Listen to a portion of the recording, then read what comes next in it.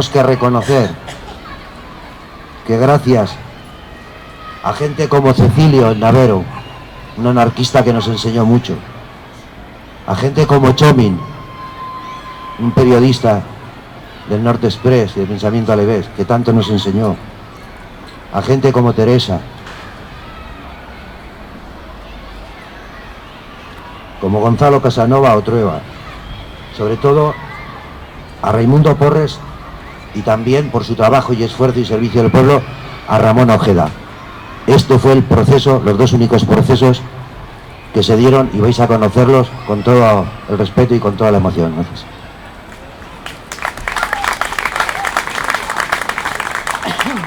Consejos de guerra. Solamente fueron realizados 2 consejos de guerra a ciudadanos y ciudadanas de Miranda. El primero, celebrado en Vitoria, y por el cual fue condenado a muerte, junto con sus compañeros, el conocido dirigente y concejal socialista don Isidoro García Albéniz. Sentencia que sin piedad se ejecutó a mediados del mes de agosto de aquel 1936.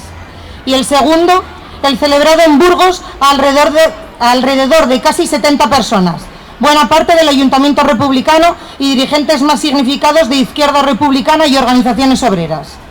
Sobre este juicio contamos con la valiosísima descripción realizada por don Antonio Ruiz Villaplana, secretario entonces del Juzgado de Instrucción de Burgos, en su magnífico y estremecedor libro de confesiones Doy Fe.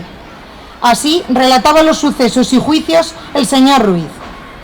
He presenciado tan solo un consejo de guerra de estos eventuales, tramitado por un juzgado eventual también.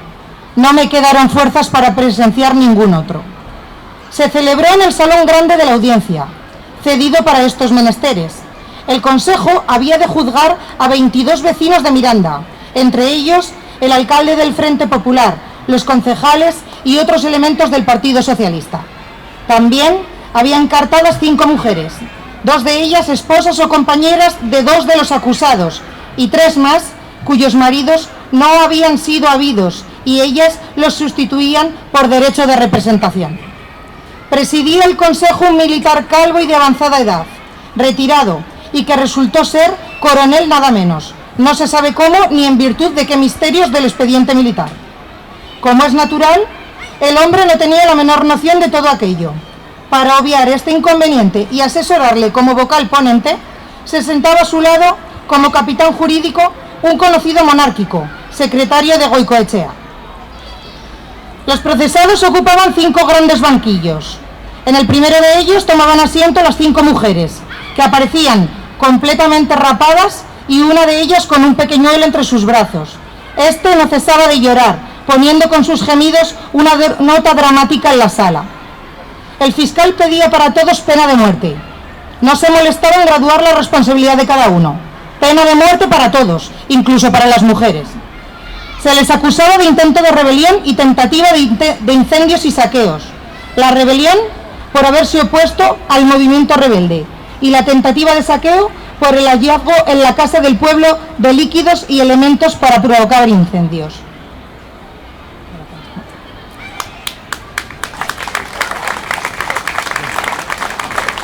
Como culpables de aquellos futuros saqueos, habían sido detenidos los elementos caracterizados de la Casa del Pueblo de Miranda. No había ocurrido nada, ciertamente, ni hubo víctima alguna.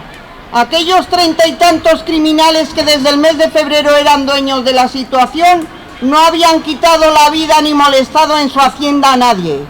Pero al ver que avanzaban las fuerzas para detenerlos, se habían intentado hacer fuertes en la Casa del Pueblo y habían consumado la rebelión, aunque sin causar muerte ni daño alguno. El fiscal, con estos materiales indudables, razonó fácilmente su petición de pena capital.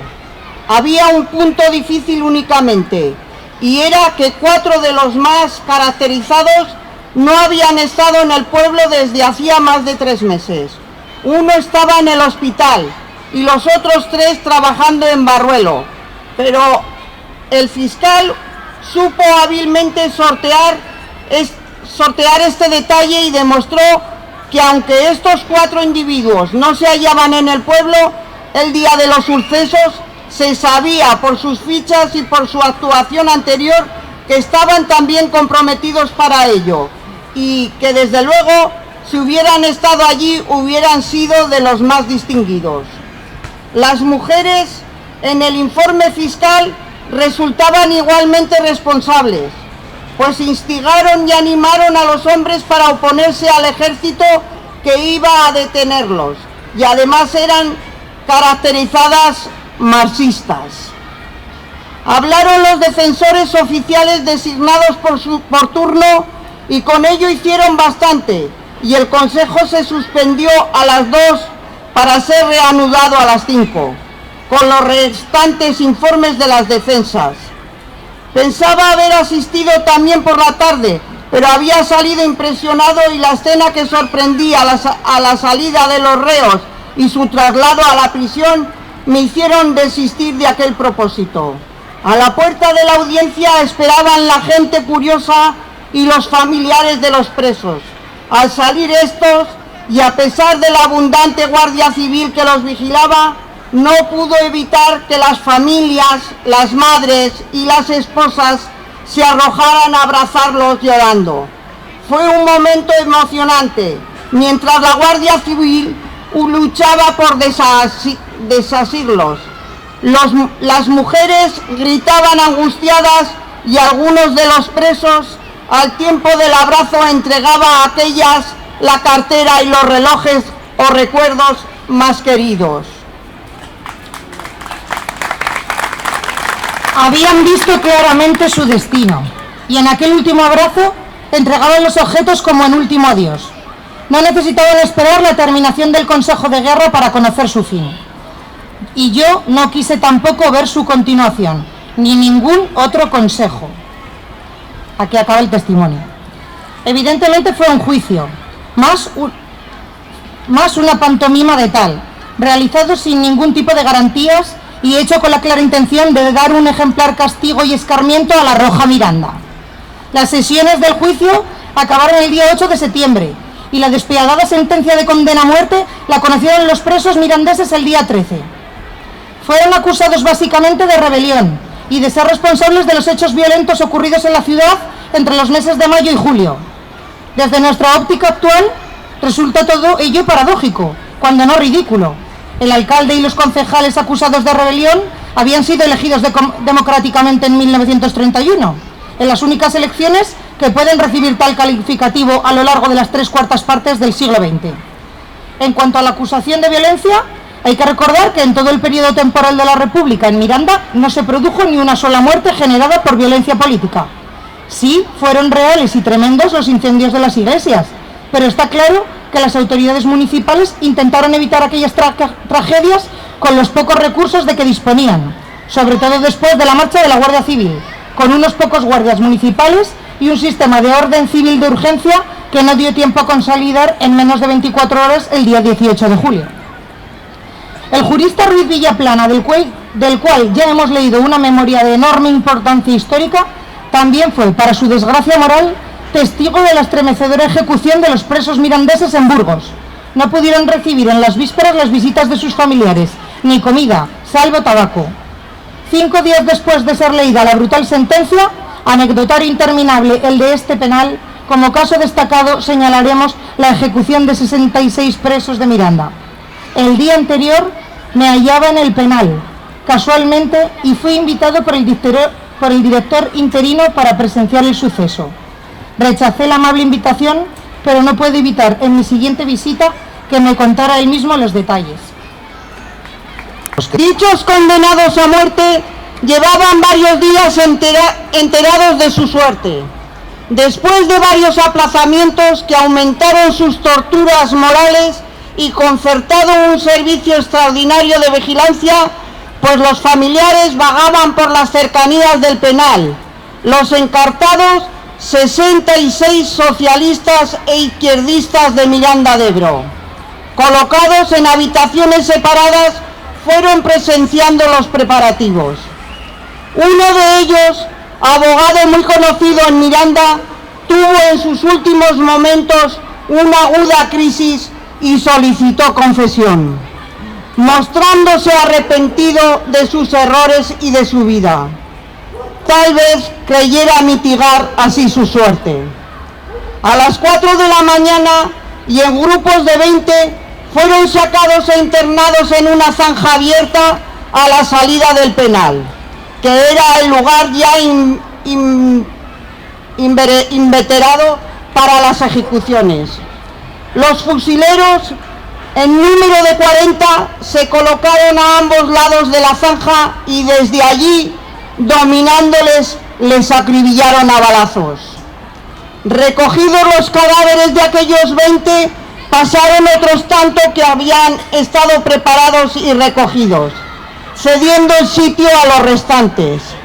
Pasó el último grupo que, por ser algo más numeroso, ofreció mayores dificultades. Los últimos ejecutados se colocaron pisando la sangre derramada por los anteriores caídos. El encargado del establecimiento que me relataba la escena me afirmaba que él mismo, apenado de aquellos desventurados, les facilitaba en una bota de gran tamaño vino en abundancia.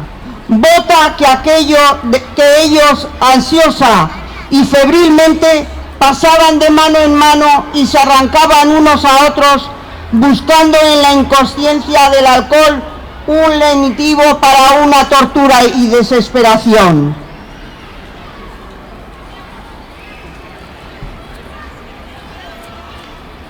Dedica Ramón Ojeda a 3 familiares suyos represaliados. Le cito porque en el libro La Segunda República en Miranda, escrito por él, es donde hemos cogido este testimonio. Es muy interesante. Y hace una dedicatoria a 3 familiares con una frase del antes nombrado y querido por todos José Luis San Pedro. La muerte, como tantas veces pienso, no es importante para uno, sino para quien nos quiere. Gracias.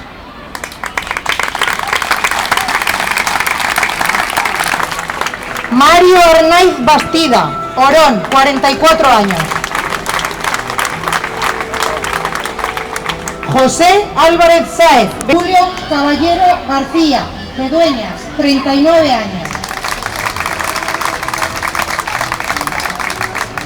Ginés Clemente Castro, 28 años. Luis Asi, 32 años. Sebastián López Íñigo.